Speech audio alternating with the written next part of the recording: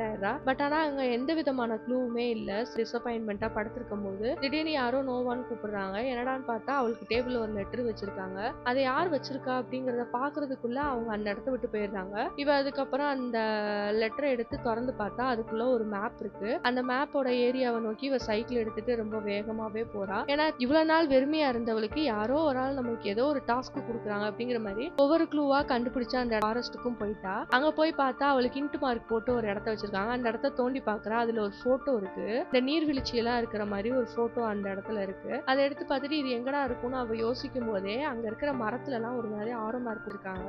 அந்த ஆரோ மார்க்கை ஃபாலோ பண்ணி போய் அந்த நீர்வீழ்ச்சியையும் கண்டுபிடிச்சிடுறா. சரி இங்க ஏதாவது இருக்கா அப்படின்னு அவ தேடிட்டு இருக்கும் போல ஒரு இடம் குகை மாதிரி இருக்கு. அதுக்குள்ள போய் பாக்குறா. அதுல ஒரு மிரர் இருக்கு. அப்பதான் இவளுக்கு புரியுது அந்த புதையலே வந்து நம்ம தான், நம்மள இவ்வளவு நாள் தொலைச்சிட்டோம் தனிமையில அப்படிங்கறதே அவ அப்பதான் புரிஞ்சுக்கிறா. இது இவளுக்கு மட்டும் நடக்கல. இவ்வளவு மாதிரி தனிமையில இருக்க எல்லாத்துக்குமே இந்த மாதிரி ஒரு க்ளூ கொடுத்து அவங்களாவே வாழ்றதுக்கான ஒரு வழியத்தான் இவங்க காட்டியிருக்காங்க. கடைசி அது யாருன்னே தெரியாம இது முடிஞ்சிருது.